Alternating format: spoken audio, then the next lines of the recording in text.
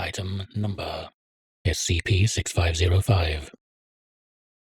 Index Happy Meal. Object Class Keter. Special Containment Procedures. SCP-6505 is effectively uncontainable. Confirmed instances of SCP-6505 are to be immediately quarantined from civilian populations and destroyed to prevent further spread of the anomaly. All personnel affected by SCP-6505 should be considered lost. Description: SCP-6505 refers to a spatio-temporal phenomenon primarily affecting fast food drive-thru restaurants throughout the western United States. There is no known pattern to the manifestation of SCP-6505, as it appears to affect any establishment with a drive-thru indiscriminately, even those that do not primarily serve fast food, such as convenience stores. SCP-6505 can only affect one establishment at a time, but will detect attempts at containment due to a sudden decline in patrons and relocate to another business. Individuals who order any item from the establishment affected by SCP-6505, henceforth designated SCP-6505-01, will trigger the anomaly. After paying for their item and retrieving it, attempts to leave the drive-thru will result in the victim being relocated to the start of the drive-thru, albeit with no other vehicles or businesses in sight. The space outside of SCP-6505-1 is an apparently empty, black void. With each subsequent trip through the drive-thru, SCP-6505-01 will provide the customer with increasingly bizarre and unusual items, ranging from food items never served at that establishment to human flesh to redacted. This will continue so long as the victim is willing to receive these items and pays for them. The price remains fixed at the cost of the initial order, regardless of the actual items provided. Should the victim refuse to receive an item or run out of funds, they will be ejected from the anomaly with no apparent long-term effects. In all cases, an inspection of the vehicles driven by victims of SCP-6505-01 results in a note being discovered that reads, "Speak of this to nobody." Should the victim disregard this note and describe SCP-6505 to any other human subject in any capacity, SCP-6505's secondary property will be triggered. The next time the subject utilizes any drive-thru while inside a vehicle, a group of emaciated humanoids, collectively designated SCP-6505-02, will materialize in any unoccupied space within the vehicle. SCP-6505-02 will then restrain the victim before they, along with all instances of SCP-6505-02, vanish.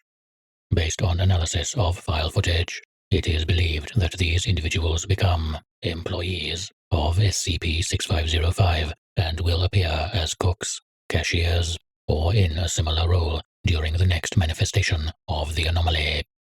Limited testing implies that such individuals are aware of their lives prior to employment, but state that departure from SCP-6505 is impossible.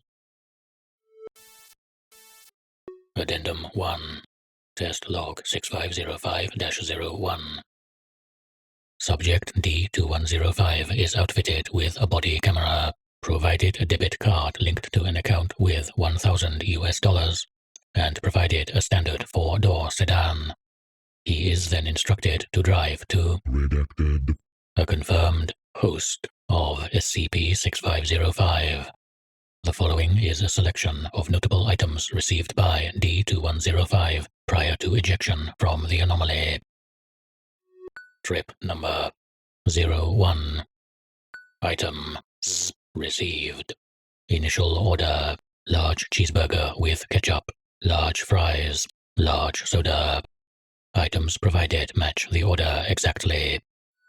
Number 02. Received 10 chicken nuggets and a Canadian coin. Restaurant was located in California.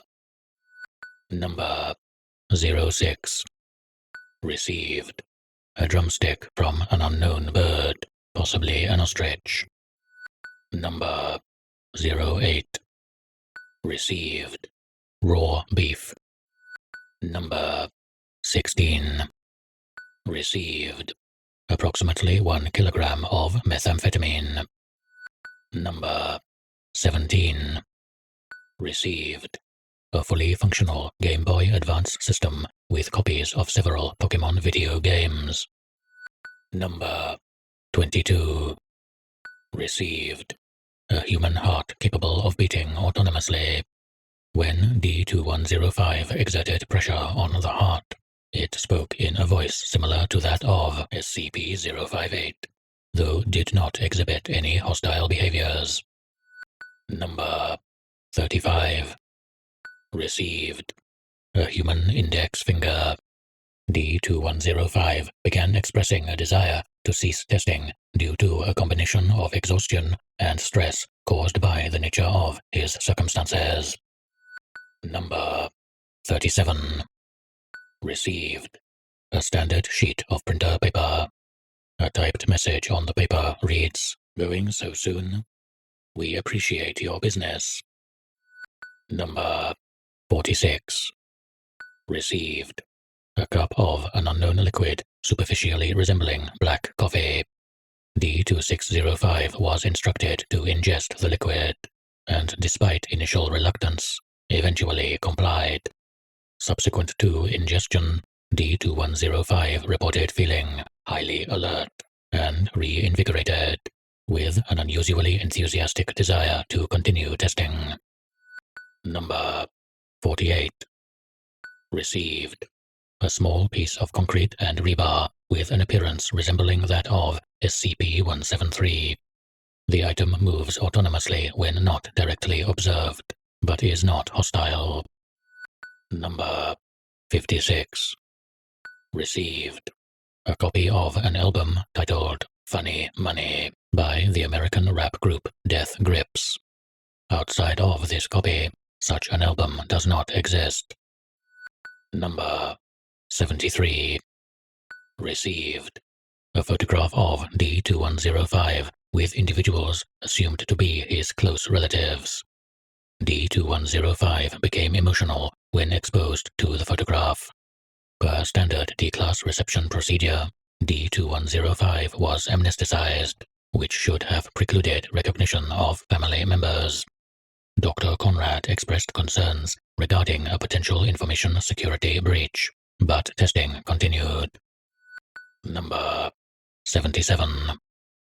Received the SCP Foundation New Employee Handbook. Number 80. Received a small wind-up toy comprised of various miniature pulleys, gears, and clockwork components. When any item is inserted into the toy's input slot, the output is a fully edible gumball with a random flavor. Flavors include those that would not be used in commercial gumballs, such as grass, rust, and decomposition. Number 87. Received a living specimen of Velociraptor. Specimen was non-hostile and perched itself on D2105's lap, where it remained for the duration of testing, occasionally yelping and eating random food items D2105 had collected. Number 88. Received a bioluminescent piece of flesh, red in coloration. Exposure-induced slight lightheadedness in D2105. Flesh possibly originates from SCP-939. Number 90. Received $5,000 in cash. Number 100. Received a cassette player with a corresponding cassette bearing the label "Play Me." D2105 was instructed to play the cassette. Sounds heard are consistent with exaggerated sexual intercourse, possibly of a pornographic origin. D2105 reported notably higher libido following this. Several minutes later, A young adult male in near-peak physical condition materialized adjacent to D2105. The subject administered to D105 for 13 minutes before vanishing. When questioned, D2105 described the subject as his ideal partner. Number 112. Received a cardboard box containing human intestines. Contents of intestines reveal food items served by the original restaurant. At this point, testing was concluded after D2105 refused to receive any more items. All items were collected and transferred to permanent containment cells. D2105 was terminated at the end of the month per standard procedure. Addendum 2. Incident 6505-02. On Redacted. SCP-6505 materialized in the Site-551 lunchroom, which possesses a small window from which the catering staff is able to serve site personnel.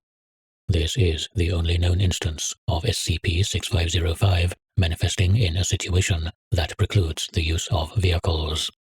All personnel expelled by SCP-6505 reported exclusively receiving items pertaining to the Foundation, such as photographs of dangerous anomalies and personnel files describing significant members of research staff. One document in particular came to the attention of project staff and is transcribed below. You fucking pieces of shit. Do you think this is fucking funny? I pay fucking exorbitant sums to give people what they want, and you treat this like some fucking game? Driving up to my windows like the entire fucking world is here to blow you. Fuck off. You know what the worst fucking part is? I can't say no. I can't refuse service. You're still customers, right? You fucking pieces of shit. You fucking turds. I have lost more money serving you cunts than the last 15,000 years of business combined. I have literally spent more money in the past few months on you stupid fucks than I did providing food to an entire planet of carnivorous beings. Think about how much meat is required to serve 152 billion individuals. A lot, right? Sounds expensive, right? You have cost me more than that, you fucking assholes. I run a respectable fucking business with respectable fucking practices. I am such a nice fucking guy that I will literally bitch about you, cockroach, bug-eyed motherfuckers to the ends of the earth and still greet you with a smile. Why? It's my job. It's called personal responsibility. It's called being a fucking adult. Why don't you try it sometime?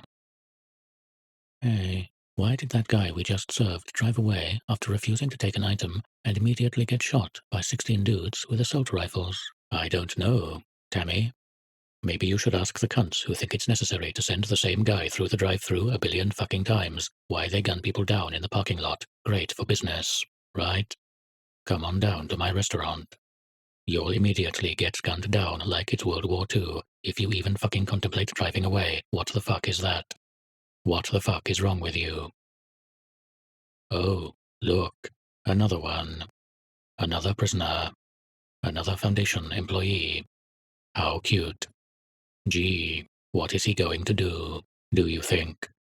Stay in the drive-thru for 16 fucking hours, refusing to leave? What a fucking shock. What did you want to do today? Who gives a fuck, right?